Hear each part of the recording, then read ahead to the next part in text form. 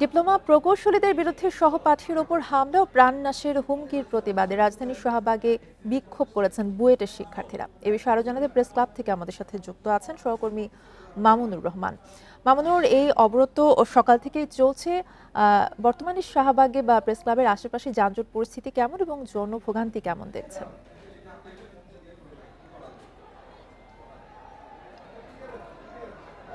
ইতিমধ্যে শাহবাগের যে চৌরাস্তা, সে রাস্তা কিন্তু বুয়েটের শিক্ষার্থীরা ইতিমধ্যে অবরোধ করে ফেলেছে। চারপাশে যে রাস্তা, সকল যান চলাচল কিন্তু ইতিমধ্যে বন্ধ হয়ে গেছে।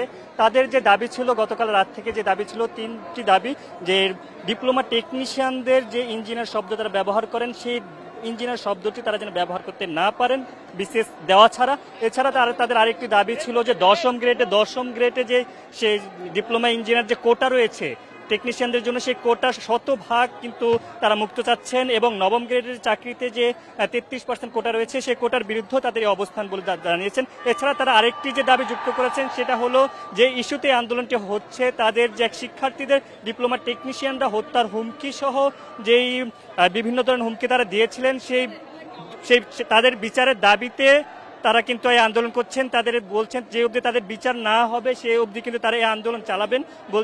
তারা বলছেন যে এই রাস্তা, যে শাহবাগের রাস্তা, যে কোনো অন্যায় দাবির ক্ষেত্রে যে তারা এখানে অবরোধ করতে হয়, সেই অবরোধের যে একটা প্রেক্ষাপট, সেই প্রেক্ষাপট সরকার বারবার যে ক্ষমতা থাকে সে সরকার বারবার কিন্তু তৈরি করছেন। তারা কিন্তু সেই প্রথম থেকে এই দাবি নাকি তারা বলছিলেন যে শান্তশিষ্টভাবে তারা প্রশাসনের কাছে বারবার জানিয়ে এসেছিলেন, কিন্তু কোনোভাবেই সেটি বাস্তবায়ন হচ্ছে না।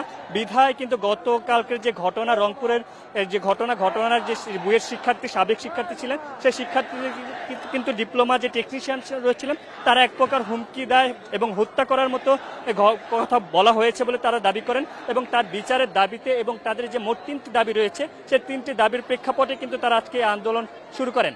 এই শুরুটা সকাল থেকে যে আন্দোলন থমে থাকলেও কিন্তু ঠিক বিকেল নাগাদ 4:30 থেকে 5টার মধ্যে এখন যে অবস্থান, এখানে কিন্তু তারা এখনকার সময় কিন্তু তারা এই রাস্তাটি অবরোধ করেন। অবরোধ করার পরে এখানকার যে যান চলাচল বন্ধ, সম্পূর্ণরূপে বন্ধ হয়ে যায়। এখানকার যেখানকার যাতায়াত করতেন তারা বলছিলেন যে ভোগান্তির পাশাপাশি শিক্ষার্থীরা বলছেন যে অন্যায়ের বিরুদ্ধে যে কোনো দাবির ক্ষেত্রে শাহবাগ চত্বরে তারা আন্দোলন করতে এক প্রকার বাধ্য হচ্ছেন, এবং যে অবধি আদায় না হবে সে অবধি কিন্তু তারা আন্দোলন চালিয়ে যাবেন বলে বলছিলেন। শাহবাগ থেকে এই ছিল সর্বশেষ আমার কাছে। জি, মামুনুর রহমান জানাচ্ছিলেন শাহবাগ থেকে।